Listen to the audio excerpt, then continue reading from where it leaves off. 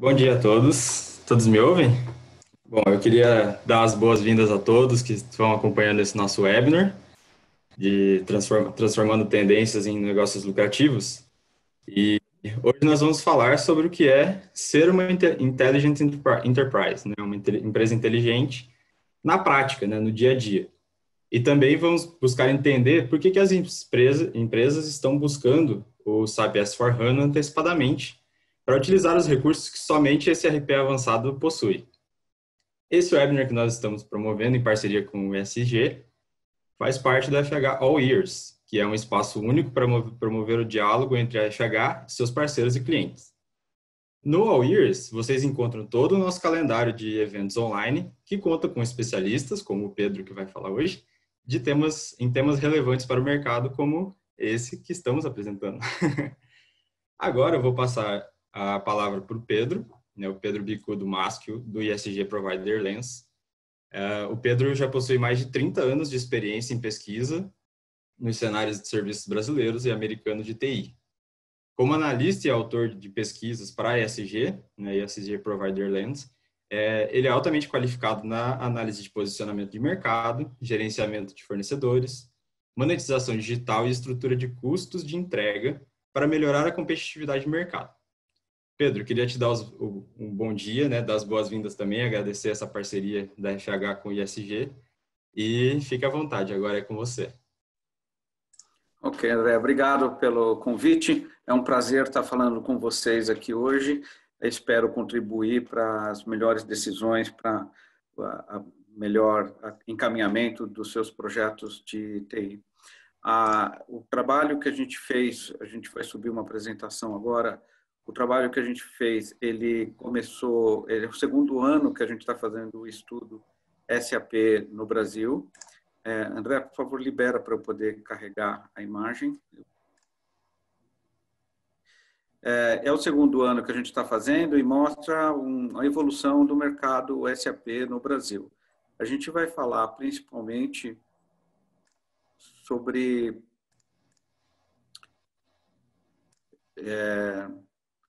você precisa liberar essa imagem que está na tela para eu conseguir subir a minha. Assim, só Um pouquinho, Pedro.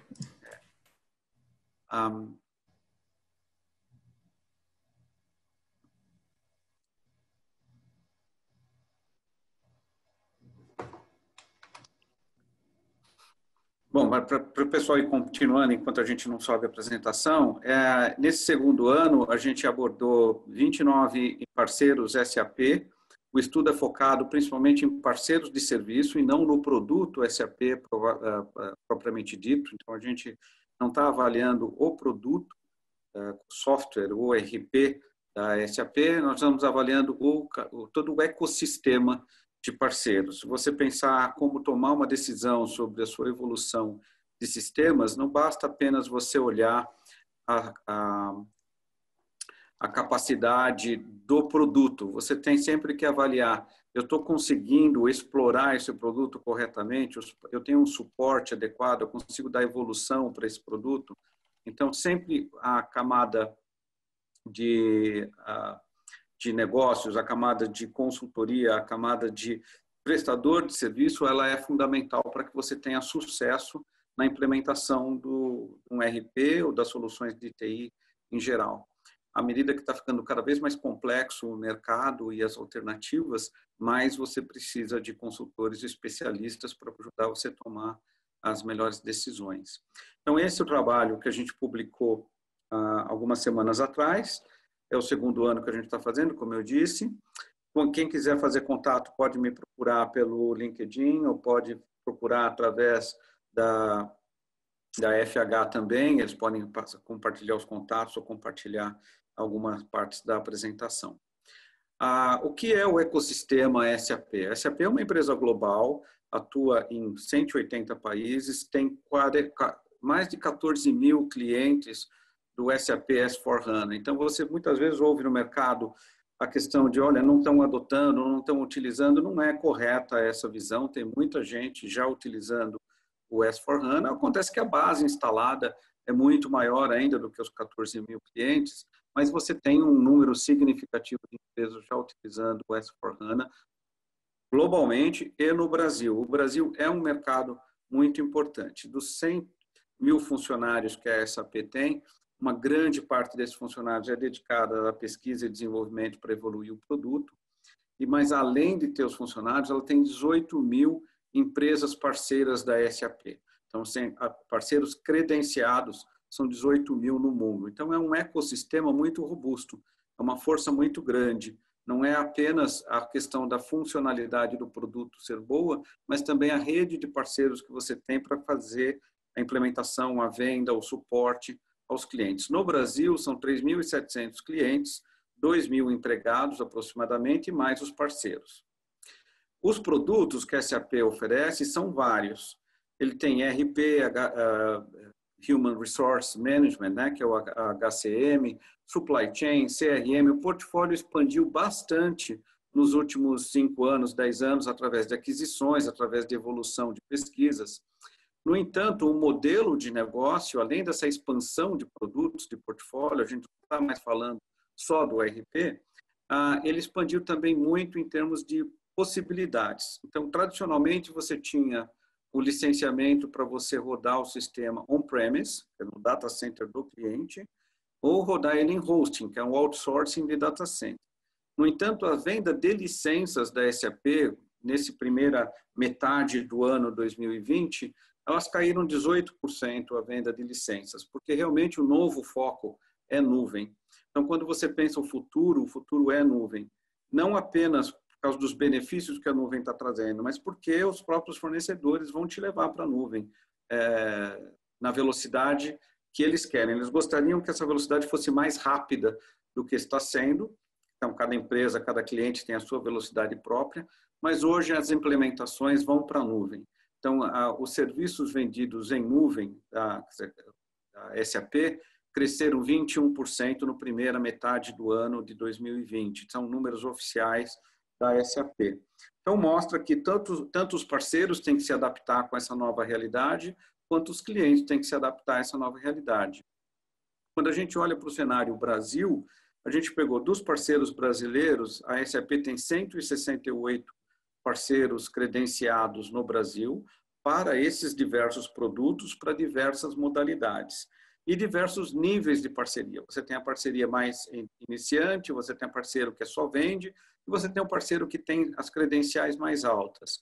Então, o nosso estudo focou nos 29 parceiros que têm as mais altas certificações. A gente criou uma nota de corte, a nota de corte não é 29, não é 30, não é 32, mas a gente disse, nós queremos parceiros que têm cases SAP S/4HANA robustos, que têm alto nível de certificação, que estão homologados para prestar todos os serviços. Então, isso faz com que esse estudo mostre o topo da pirâmide SAP no Brasil. São os melhores parceiros, são os mais qualificados para atendimento do mercado. Não quer dizer que os demais não tenham suas especializações. Eles têm e têm valor nas suas especializações, mas eles trabalham, às vezes, em nichos específicos. Então, você vai ter um parceiro que é especialista em SuccessFactors, um outro que é especialista em Analytics, outro que é especialista em Supply Chain, por exemplo, ou no Ariba. Então, essa especialização existe e ela é relevante, ela é importante. Não estou desqualificando os demais parceiros, apenas mostrando que o estudo foca no topo da pirâmide, os que têm um portfólio mais amplo, ao mesmo tempo que tem uma certificação mais alta. Que tipos de projeto de transformação existem?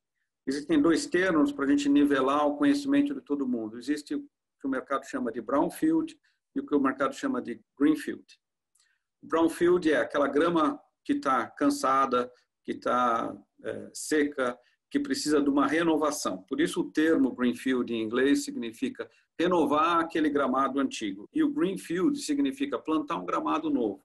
Eu vou plantar uma solução nova, ela já começa verdinha. Então, essas são os 2 modelos. Em qualquer dos modelos, o que as empresas estão buscando? Uma mudança para a nuvem, não pela nuvem propriamente dito. O pessoal faz muita confusão de eu vou levar meu SAP para economizar na infraestrutura. Isso é verdade, que você vai economizar na infraestrutura. Mas a razão que eu estou fazendo a transformação para S/4HANA é para eu poder utilizar a inteligência artificial, utilizar uma infraestrutura serverless conseguir fazer programas mais rápidos através de no-code, low-code, utilizar data lakes e fazer uma integração mais fácil. E os projetos se tornaram mais rápidos também. Então, você consegue fazer essa transformação em 10 meses, em média. Tem projetos mais rápidos, tem projetos mais longos. Depende da complexidade, depende do ritmo do cliente. Mas mesmo durante o Covid, durante esse ano 2020, projetos foram entregues dentro do prazo aproximado de 10 meses. O Brownfield ele é preferido pelas grandes empresas. Estou lendo aqui o lado esquerdo do seu slide. Elas são preferidas pelas grandes empresas porque ele é evolutivo. A empresa que já fez grande investimento em customização, em desenvolver soluções específicas para o seu negócio, ele não quer perder esse investimento, ele quer aproveitar esse desinvestimento. Então, como é que ele faz esse aproveitamento? O projeto Brownfield, você vai primeiro trabalhar o desacoplamento, conseguir separar as customizações do código nativo do SAP. Ao fazer essa separação, você pode pegar cada módulo ou cada customização e repensar. Eu vou continuar usando esse modelo de negócio, essa solução no futuro, ou eu vou substituir por um produto novo que já possa fazer. Então, as ferramentas para planejamento da migração, elas fazem inspeção de código, fazem levantamento de tabelas, conseguem identificar o código antigo, o que você vai ter que transformar para o código novo.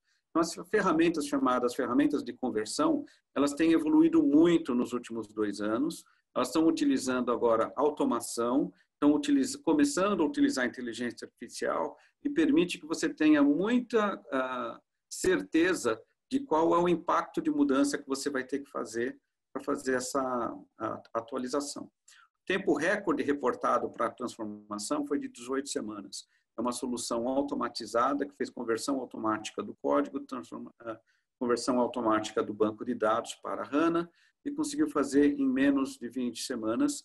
Mas, obviamente, é uma empresa que tem um nível de complexidade baixo e um nível de customização também baixo. Então, é por isso que foi possível fazer um Brownfield acelerado. Quando a gente vai para o Greenfield, tipicamente são empresas de porte médio que não têm tanto compromisso com o investimento feito no passado. E muitas vezes tem muito projeto Greenfield que é vindo de outro RP migrando para S4HANA, porque o S4HANA se transformou num produto bastante competitivo no mercado brasileiro. O SAP ECC antigo, ele não era economicamente competitivo com as soluções RPs brasileiras. Então, você tinha muitos clientes de porte médio que ficavam na solução tipicamente brasileira ou numa solução multinacional, como de Oracle, por exemplo, por questão do custo. E mudar para o SAP ERP antigo custava muito caro, os projetos eram muito longos, o custo do projeto era muito alto e o licenciamento era mais alto. Hoje, todos esses fatores transformaram o SAP, o S4HANA, muito mais competitivo. A automação, o licenciamento, o hosting e a competência dos parceiros para implementar o S4HANA faz com que ele seja projetos mais rápidos e seja mais competitivo. A SAP ou o parceiro SAP alavanca as inovações. Então, o cliente de porte médio, ele está pensando, eu preciso rápido ter uma solução para fazer analytics dos meus clientes. Eu preciso ter rápido uma forma de integrar o meu e-commerce com o meu RP. Como é que eu faço isso rápido? Então, o S4HANA permite que ele faça essa transição rápida com o projeto Greenfield, utilizando o máximo de standard do S4HANA possível e colocando todas essas inovações periféricas, conversando com o SAP através de uma camada de integração. Então, esse tempo recorde para projeto Greenfield é de 25 semanas, foi reportado não nesse ano, no ano passado. Ele foi porque o cliente utilizou uma solução 100% padronizada, utilizando os best practices da SAP, sem fazer customizações. Então, você vê que é um projeto bastante rápido. Você falar que em 3 meses faz uma transformação significativa dentro da sua operação. Um pouco mais de 3 meses. As razões para adotar o S4HANA, nesses 2 casos, que são muito evidentes, é que quando eu movo para a nuvem, eu vou economizar 30% a 40% do meu custo de operação de TI. Não apenas custo do minuto de máquina, mas porque eu não vou ter que comprar a máquina nova. Então, a principal coisa que acontece, clientes também pensando no momento de transição para o S/4HANA, é as máquinas antigas que eu tenho não servem para rodar o software novo, eu vou ter que comprar a máquina nova. Sim, não é vantagem você comprar a máquina hoje, é mais vantagem você utilizar uma infraestrutura como serviço, além de todos os serviços que cloud oferece, que permite que você faça uma otimização de recursos. Por exemplo, eu não preciso deixar o meu ambiente de desenvolvimento ligado no fim de semana, eu posso desligar, estou economizando. Eu não preciso ter o Disaster Recovery vivo, eu posso ter o Disaster Recovery através de snapshots que sobem rápido na nuvem, através da nova tecnologia que você tem na nuvem. Então, tudo isso reduz custo de infraestrutura. Mas, principalmente, eu consigo acrescentar, quando eu faço o projeto de transformação, eu vou também colocar no mesmo projeto, eu vou colocar o uso de RPA para automatizar os procedimentos de tesouraria, os procedimentos de compra, os procedimentos de administração. Eu vou utilizar RPA, vou utilizar automação.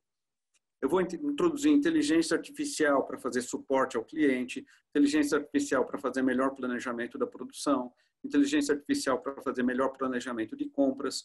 Não é a inteligência artificial substituindo pessoas, é a inteligência artificial fazendo o processo ser mais eficiente.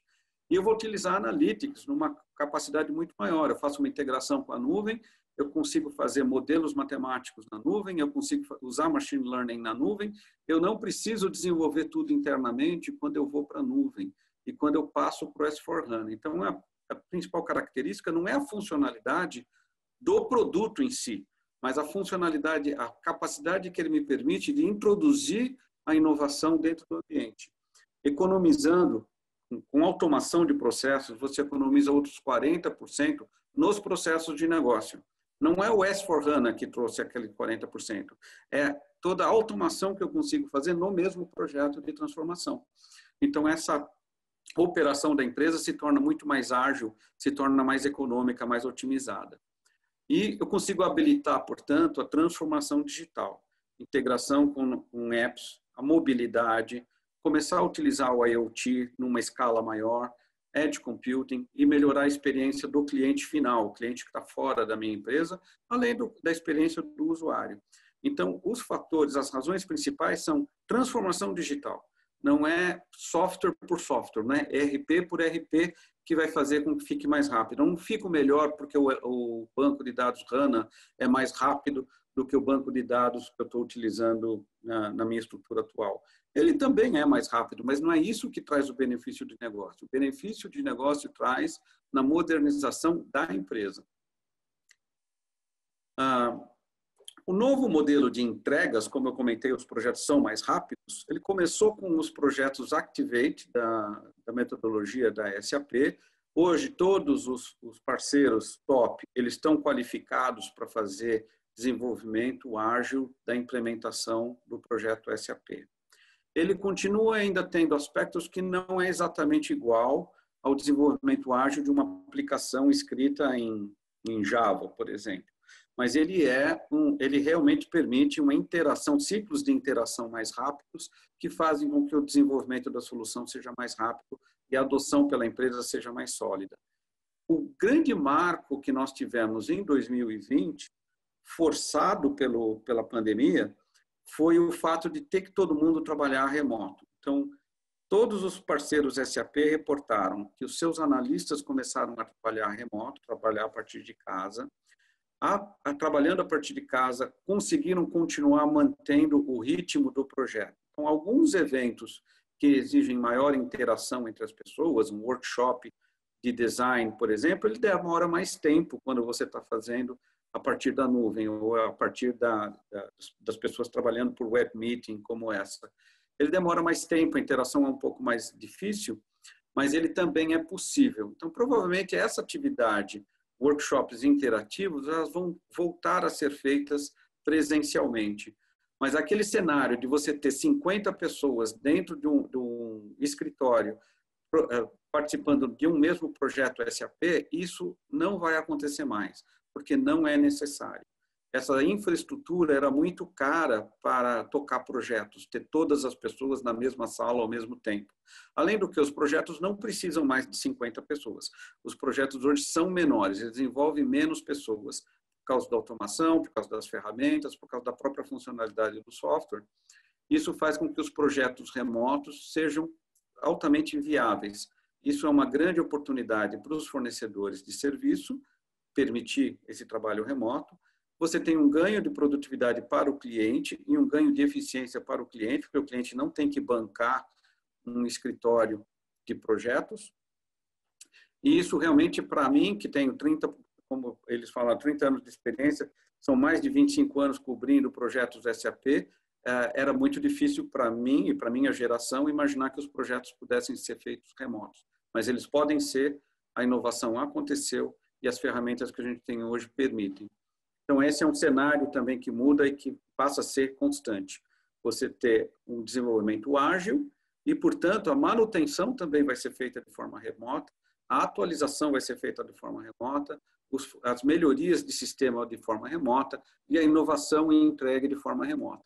Então, essa é a grande mudança de formato de entrega de projetos.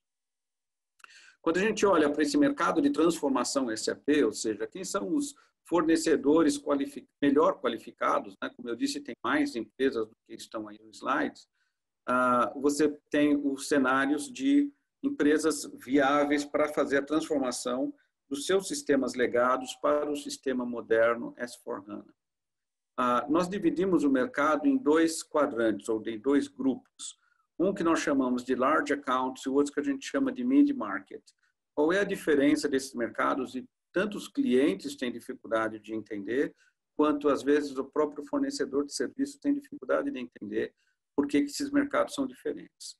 Os large accounts são empresas, são mega empresas, sociedade anônima, que normalmente tem operação em vários países. Normalmente ela tem uma complexidade de governança muito grande, né? A governança corporativa ela é complexa, e essa empresa chamada Large Accounts, ela tem um número de usuários muito grande e uma complexidade de projeto muito grande. O que significa complexidade?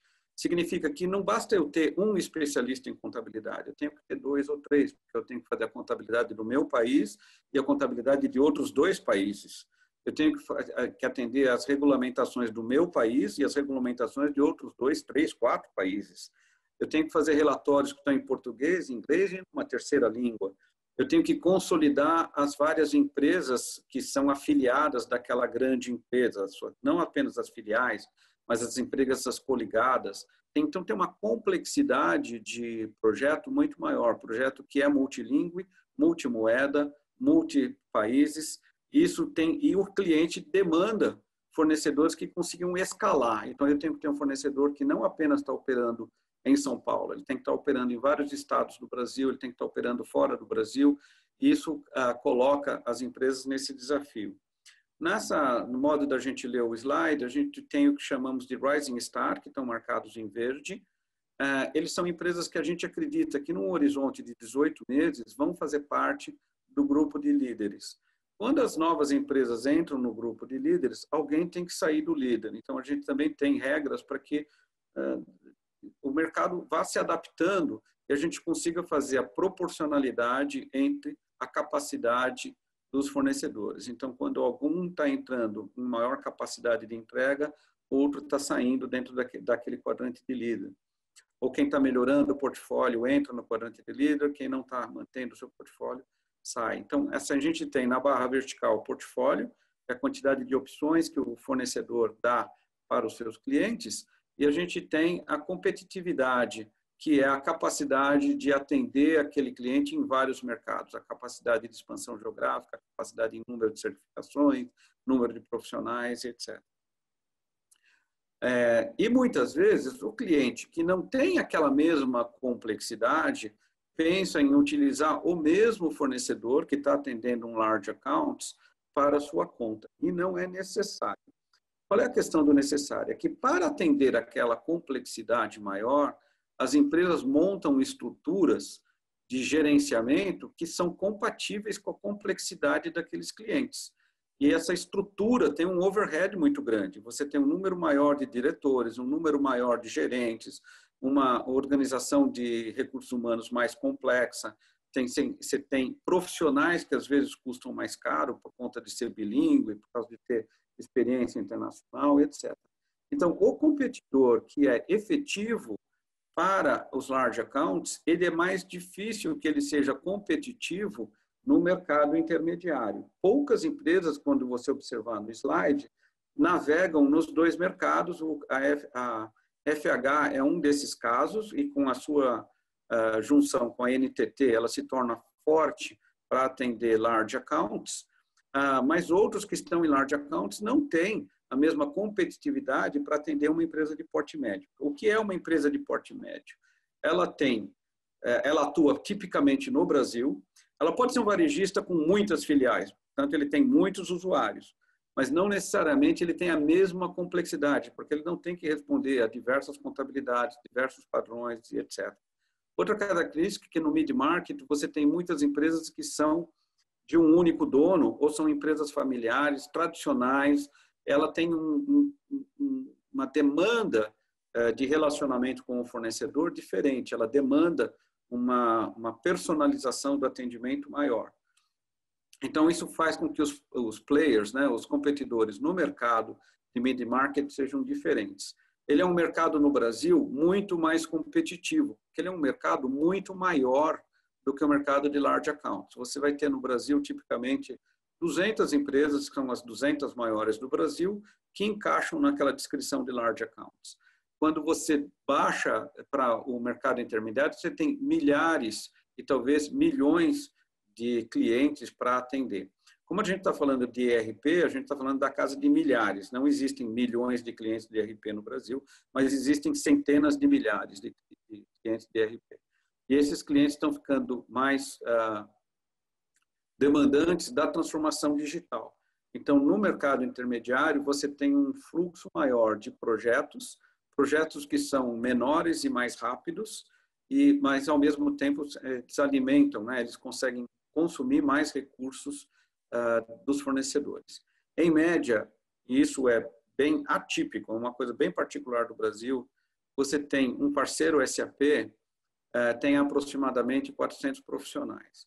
Quando eu vou para os participantes de large accounts, eles têm normalmente mais de 400 e alguns têm milhares de consultores SAP.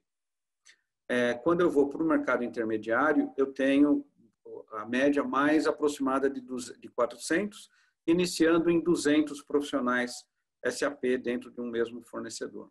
Então, você nota que a diferença de escala existe também, mas ela não é o determinante para você dizer se aquele fornecedor pertence a esse ou aquele mercado. Mas é um mercado no Brasil, estou dizendo, a particularidade do Brasil é que é um mercado muito pulverizado. Você tem muitos fornecedores de serviço em proporcionalidade ao número de clientes no Brasil. Então, isso faz com que o mercado seja muito competitivo, o pessoal é competitivo em preço, o pessoal é competitivo em tecnologia, o pessoal se mantém atualizado para poder competir e para conseguir manter clientes. E como a gente está falando de transformação, é um mercado que muda bastante, né? Às vezes você tem aquele fornecedor, tem muitos projetos num ano, então ele está caminhando para a liderança, no outro ano ele entregou aqueles projetos, mas ele não conquistou clientes novos, ele move mais para a esquerda, mais para o Product Challenge. Então, existe uma flutuação do número de projetos que faz com que esse quadrante mude um pouco, seja um pouco dinâmico de um ano para o outro, mas algumas empresas conseguem se manter na liderança através dos anos. Quem quiser ver o quadrante em maior detalhes e ver o relatório inteiro, ele está disponível para download num link aí que a FH vai disponibilizar. Vamos falar de inovação, porque o nosso tópico principal é dizer o que é um Intelligent Enterprise, o que é uma empresa inteligente. Uma empresa inteligente é aquela que consegue trazer inovação o tempo todo. Quando a gente fala de inovação, é bacana assistir os lives, é bacana ouvir as startups, é bacana a gente falar de inovação disruptiva. Acontece que a inovação disruptiva, ela é para pouca gente. Ela não é para as pessoas comuns, não é para todos nós que estamos no call. A inovação disruptiva, ela realmente acontece com o pessoal do Google, quando fundou o Google, você tem o Steve Jobs, você tem agora o Elon Musk, você tem o próprio Jeff Bezos da AWS. Eles são caras que trazem a inovação disruptiva, mas eles correm alto risco e eles têm acesso a um investimento muito alto para poder tomar esse risco e para fazer essa maturação das ideias, a maturação das suas empresas. Isso não é o comum que você encontra na empresa típica global, mas também na empresa típica brasileira. Você tem empresas que trazem a inovação através do desenvolvimento de produtos. Então, se você é uma empresa de produtos, você traz a inovação. Então, se você é uma indústria automobilística, você tem uma área criando só novos produtos o tempo todo. Se você é um laboratório de medicamentos, você tem gente pesquisando medicamentos o tempo todo. Então, de repente, está dentro do seu foco. Mas para as empresas mais comuns, a grande maioria das empresas, a inovação contínua, que está aqui na parte inferior do slide, é que faz diferença. Ela é uma inovação que tem baixo risco, justamente porque ela é evolutiva, e ela é de pequenos ganhos, incrementos mensuráveis. Eu aproveito as ideias, eu aproveito o trabalho colaborativo, e em vez de eu ter um gênio que fez uma inovação disruptiva, eu tenho dezenas de pessoas que, pensando junto, conseguem fazer pequenas inovações continuamente. Então, o grande desafio da inovação, para que você realmente faça uma inovação que gera dinheiro, ela é uma inovação contínua através de pequenos incrementos. E aí, vou mostrar para você o slide que todo mundo já conhece, o slide do ágil. Eu vou pegar a ideia, eu vou fazer uma construção rápida, eu vou testar isso com MVP, eu vou medir e corrigir aquele produto através de testes AB, etc. Eu vou pôr ele em utilização e eu vou capturar novas ideias, eu vou manter esse ciclo rodando. Então, as empresas ágeis que fazem a inovação contínua, elas fazem isso a cada 4 semanas, eu tenho novas ideias que vão para a produção. Esse é o ritmo atual de entrega de melhorias, 4 semanas. Em todo mês eu estou entregando alguma coisa nova. Não é transformacional, ela não é disruptiva, mas ela é uma coisa nova que está agregando para a qualidade do serviço, agregando para conquistar novos clientes, etc. Então, você pensa, se você tem o seu SAP, ECC, 4 ponto qualquer coisa, ou 6, quanto tempo você demora para pegar uma ideia e colocar em produção? Muito raro que você vai me responder 4 semanas. Tipicamente, esse ambiente você tem 6 meses de backlog. Então, a coisa mais comum que eu ouvi durante a minha vida era a pergunta da área de negócio, perguntando: por que o SAP é tão lento? Por que demora tanto tempo para me entregarem uma modificação que eu estou pedindo? Por que uma melhoria demora tanto tempo? Porque o backlog do cara é de 6 meses. Então, ele não consegue trabalhar dentro do modelo do software antigo, o modelo antigo, a customização antiga. Eu não consigo fazer inovações a cada 4 semanas. Eu não consigo utilizar low code e no code. Eu não consigo fazer DevOps. Eu não consigo utilizar containers. Eu não consigo introduzir inteligência artificial. Então, não se trata de você fazer um upgrade porque você precisa de um software mais rápido. Não é o software mais rápido. Você precisa fazer um upgrade para poder adotar uma estratégia ágil, para adotar uma empresa ágil. Você tem que conseguir desmontar aquele monte de customizações que faz com que a sua empresa seja lenta para transformar ela numa empresa rápida. E isso você faz trocando justamente o seu nó principal, né, que é onde tudo está amarrado dentro daquele ERP antigo, tudo está amarrado naquele banco de dados do ERP antigo, e você tem que conseguir desmontar isso. Como é que você vai desmontar isso? São 4 forças que direcionam a inovação. Primeiro, você vai desmontar pensando: a tecnologia não é o diferencial, a tecnologia é a comoditização. O que está nessa foto da mão, essa é a minha mão com um dispositivo IoT na minha mão. Esse dispositivo IoT que vocês estão vendo é fabricado no Brasil. Ele está disponível no Brasil.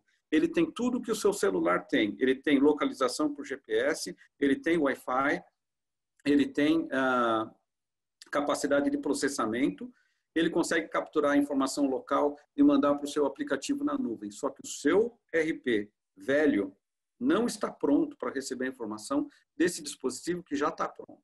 O que você vê na segunda figura, uma caixinha, é um edge computing, é um computadorzinho que está ligado lá dentro de uma fábrica, ligado a parte dourada que você vê é a conexão para os cabos de antena, e ele está ligado a uma bateria, ele é o edge computing. O que você está vendo na direita é o Arduino, que eu acredito que todo mundo que conhece tecnologia já ouviu falar. Ele começa custando $20. Então, por menos de R$ 100, hoje você tem um computador, um edge computer. Você tem IoT. Como é que você conecta isso na sua empresa? Como é que você diz para a sua empresa que não dá para fazer porque eu demoro 6 meses para resolver o meu backlog? Então, eu preciso transformar, porque essa tecnologia é um commodity, eu tenho que conseguir utilizar isso como commodity e não como customização. O segundo aspecto, tendência recorrente que nós temos é a inteligência artificial acessível e escalável. Você consegue hoje automatizar a sua casa, por que você não consegue automatizar o seu escritório? Então, se tornou acessível, dá para comprar, ele é escalável, ele está disponível na nuvem, ele é possível você fazer um treinamento e você aprender a utilizar a inteligência artificial muito rapidamente. Nunca foi tão acessível e tão disponível. Ao mesmo tempo, eu tenho dois fatores que atuam na inovação, que é uma complexidade crescente. Para eu lidar com essa complexidade crescente, eu tenho que pensar quem são meus parceiros. Eu não posso mais dizer, eu vou ter gente dentro de casa capaz de fazer tudo, porque tudo se tornou muito grande, não cabe mais em uma pessoa. Você precisa de uma diversidade de cabeças, uma diversidade de pessoas, uma quantidade de pessoas. Então, você precisa não apenas um parceiro, você precisa de vários parceiros de negócio, de TI, para poder entregar a inovação. E, consequência dessa complexidade, faltam competências, porque a tecnologia evolui mais rápido do que a escola. Não dá mais para você simplesmente dizer, vou contratar quem está saindo da escola agora, porque ele vai estar super atualizado. Não, porque passou 6 meses e ele não está atualizado. Então, essa atualização ela tem que ser frequente e os fornecedores de serviço conseguem trazer essas competências para você. Os fornecedores de serviço estão acelerando a sua capacidade de atrair, contratar e treinar pessoas para o mercado, para trabalhar dentro da inovação, trabalhar dentro das novas tecnologias. O que significa, então, empresa inteligente? Empresa inteligente não significa ERP. A empresa inteligente significa uma empresa que automatizou os processos, que não gasta tempo das pessoas fazendo operações corriqueiras, como, por exemplo, emitir, conferir e resolver problema de inadimplência, se eu posso utilizar o RPA para fazer a automatização da minha tesouraria. Se eu posso utilizar a RVR, né, para fazer a realidade aumentada, ajudar o meu pessoal de manutenção, ajudar a fazer o suporte remoto, a automatizar e dar mais qualidade para o serviço que é executado. Então, você imagina que se eu estiver utilizando um aplicativo desse de realidade aumentada, o meu técnico de campo, não apenas ele está vendo o nome da peça que ele precisa, se ele precisa trocar a peça, ele pode clicar no ícone dessa peça e disparar uma ordem de compra, disparar uma atualização do estoque, disparar o despacho da peça para a localidade onde eu tenho que executar o serviço, tudo automático. Não faz mais sentido alguém entrar numa tela para fazer uma requisição de material. Eu tenho que automatizar essas coisas. E eu posso automatizar, elas são acessíveis, elas são commodities. Eu posso utilizar assistente virtual, assistente de voz, nesse caso, nesse exemplo do mergulhador, ele recebe as instruções pelo fone de ouvido e ele conversa com o computador através do microfone, para ele poder atualizar o que ele está fazendo e receber instruções do que é a próxima atividade que ele tem que fazer. Eu não preciso mais ter tudo escrito, eu posso utilizar essa tecnologia de voz. Eu posso utilizar a blockchain, tem vários use cases prontos para você utilizar e automatizar a supply chain, utilizar a atualização de estoque, etc. IoT é uma realidade já no Brasil, as fábricas já demandando isso, mas como é que eu conecto o meu IoT no minha automação de supply chain dentro do meu ERP? Eu preciso ter uma camada que me permita fazer isso. Como é que eu disponibilizo a mobilidade? Essa imagem e esse slide foi criado antes do Covid, por uma coincidência. A gente estava falando justamente da mobilidade nos sistemas de saúde. No momento que a gente viveu do Covid, houve uma grande demanda de hospitais e clínicas para conseguir fazer com que os médicos tivessem mais velocidade e mais acesso à mobilidade.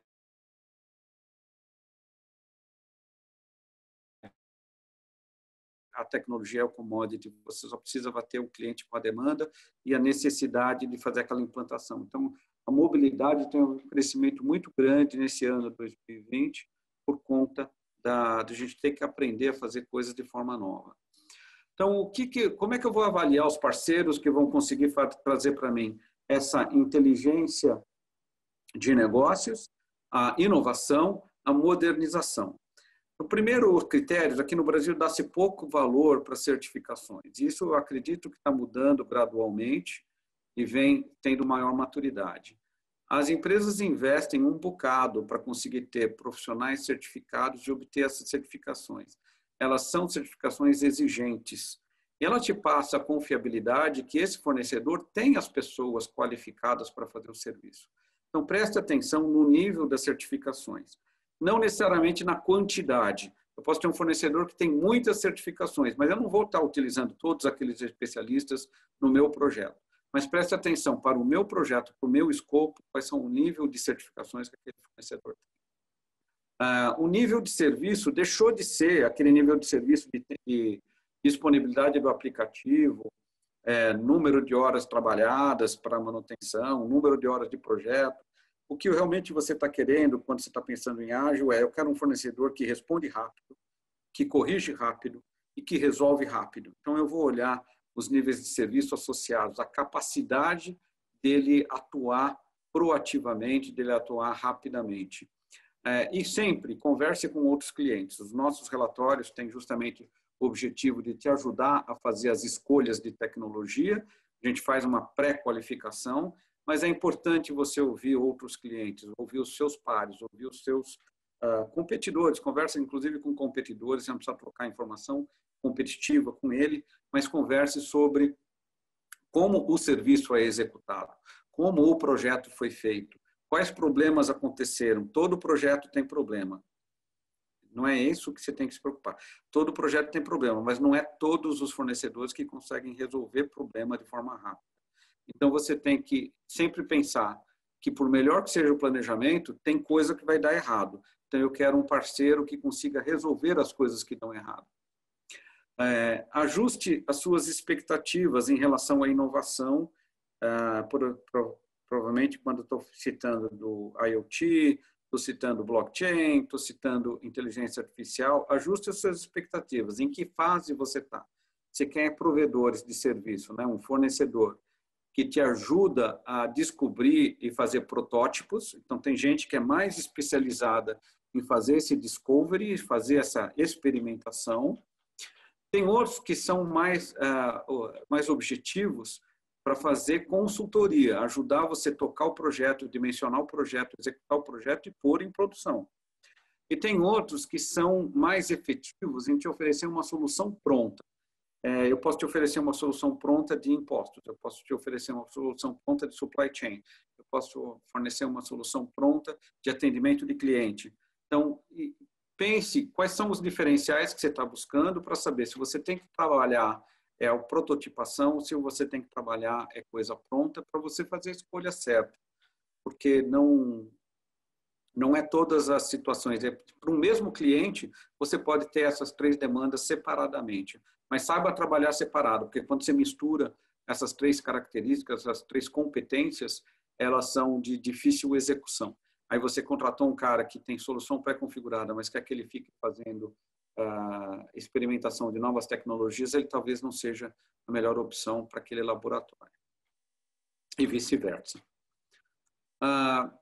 Aí você pôs esse negócio em produção, você tem que manter a atualização contínua. A gente falou lá atrás do projeto ágil, mas a manutenção é ágil, a evolução do S/4HANA é ágil, o dia a dia tem que ser ágil. Eu tenho que conseguir utilizar, subir e descer meu ambiente de desenvolvimento, subir e descer um ambiente de qualidade, trabalhar de forma ágil, testar rápido, fazer a validação da mudança de forma rápida. Então, a grande diferença que a gente está vendo acontecer no mercado de manutenção, no AMS, é essa mudança de um serviço AMS que era reativo, ou seja, ele recebe a demanda, você paga ele por homem-hora, paga ele por bug resolvido, né, por problema resolvido, passando para uma plataforma de serviço que é totalmente integrada com o seu desenvolvimento de sistemas, onde você quer que tenha menos manutenção e tenha muito mais evolutivas. Você tem a mudança evolutiva, num ciclo de DevOps, num ciclo de desenvolvimento ágil, o backlog de problemas e o backlog de inovação correm na mesma esteira de entrega. Então, essas equipes têm que ser mais ágeis e o suporte ao usuário mais automatizado. Essa é a principal mudança que a gente tem visto em AMS, mudar o perfil dessa entrega, o perfil de atuação, ao mesmo tempo inserir automação do atendimento e redução de custo. É interessante que muitos fornecedores estão trabalhando justamente para ter uma redução de custo constante para o cliente, para que o cliente tenha um orçamento para novas inovações, para novas melhorias. Então, reduzir os problemas e aumentar a inovação é um papel do AMS, depois que o projeto já está, né, que o seu ERP já está em produção. Então, essa é a principal mudança que a gente tem visto nesse mercado. Enfim, os motivos para você adotar o S/4HANA, ele não é a tecnologia em si, não é porque você está indo para um banco de dados em memória, mas é porque você está indo para uma solução que vai me permitir que eu tenha APIs, microserviços, metadados, que eu tenha DevOps, que eu tenha snapshot de produção para eu poder fazer um disaster recovery mais rápido, para que eu tenha um sistema que não para. Uma coisa característica que vários fornecedores falaram, eu mudo esse S/4HANA, utilizando as novas, faço a transformação de infraestrutura para utilizar o melhor que a nuvem pode oferecer. Eu vou ter um sistema que não para mais. Então, não é mais para eu ter que me preocupar com disponibilidade do ERP. É para eu tenho que, a expectativa é que ele está 100% disponível. A parada é uma exceção, ela não é mais uma regra. Mesmo quando eu tenho que colocar produtos, coisas em produção, porque eu estou fazendo incremental, porque eu estou utilizando as novas tecnologias. E criar uma camada de integração através das APIs dos microserviços que me permitam fazer todas as inovações fora do ERP, fora da customização, fora do ABAP. Eu vou fazer uma nova camada de integração. O que é bacana desse mundo novo é que eu consigo pegar os ABAPs antigos que eu tinha, que estão funcionando, aqueles que eu não preciso mudar, eu não vou ter nenhum valor agregado para o negócio se eu mudar aquela rotina ou mudar aquele software, eu posso reempacotar ele para ele rodar dentro dessa nova nuvem, desde que eu transforme ele com conectores, APIs, microserviços, utilizando os metadados da nova organização, da nova plataforma. Então, eu vou ter maior agilidade para inovar, eu vou viabilizar a transformação digital, eu vou fazer a redução do custo operacional, vou fazer a redução do custo dos processos de negócio e eu vou ter os ganhos da utilização das novas tecnologias. Então, é muito importante eu aproveitar esse momento de retração da economia para justamente trazer para dentro da empresa um projeto que pode trazer economia. Ele não é um projeto que vai custar mais caro, ele é um projeto que vai trazer economia. E esse momento de crise que nós estamos enfrentando, atual, que deve se estender por mais alguns meses, se não um ano inteiro, esse período de recuperação é um excelente momento para você fazer os projetos de transformação que vão fazer com que a empresa saia mais produtiva, saia mais eficiente da crise e até consiga sobreviver à crise, né, dependendo do negócio. Gente, é basicamente isso que a gente tem. Acho que a gente tem mais alguns minutos aí para perguntas e respostas.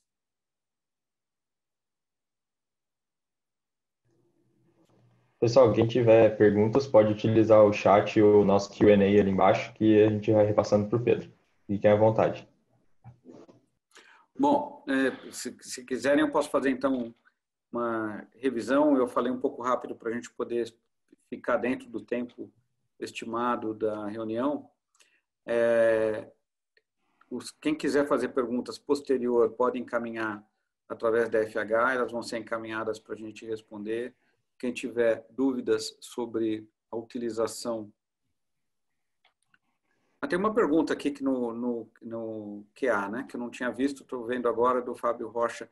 A FH possui expertise em projetos de transformação digital? Sim, a FH apresentou para nós, como todos os fornecedores, a gente pede a apresentação de case studies, a gente pede evidências do projeto, a gente pede casos, e a gente tem condição de avaliar os fornecedores quanto à sua experiência, ou expertise e a FH tem demonstrado isso através dos casos apresentados para nós. Qual a velocidade que os clientes estão migrando para... É interessante a pergunta. Qual a velocidade que os clientes brasileiros estão migrando para S/4HANA? Vários fornecedores, né, mostraram a mesma coisa. Primeiro, começou o Covid com uma expectativa de, gente, a gente não vai conseguir vender nada, não vai ter projeto novo. E, no entanto, o mercado continua tendo projeto novo, vendido e iniciado dentro do período da pandemia. Então, sim, a adoção do S/4HANA continua no Brasil. A velocidade não foi alterada pela mudança de data de suporte. O fim do suporte em 2025, passando para o suporte em 2027, não mudou a velocidade de adoção, porque a velocidade de adoção ela está relativa à maturidade do cliente para fazer a transformação digital. Nenhum cliente está dizendo assim, eu não vou fazer o upgrade. O cliente está dizendo, eu quero planejar meu upgrade para fazer a coisa bem feita, não no sentido do ERP, mas eu quero fazer bem feita com a transformação digital. Então, a velocidade não mudou e ela continua acontecendo mesmo com a retração da economia e os problemas de trabalho remoto, né? Que, na verdade, acabou não apresentando problemas. É uma pergunta aqui que talvez a FH pudesse responder, quais os desafios dos projetos que a FH apoiou durante esse período da pandemia. Temos alguma interação com a FH, não? Quer responder?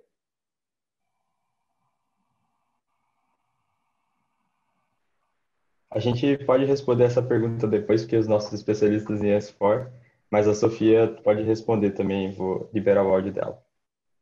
Tá.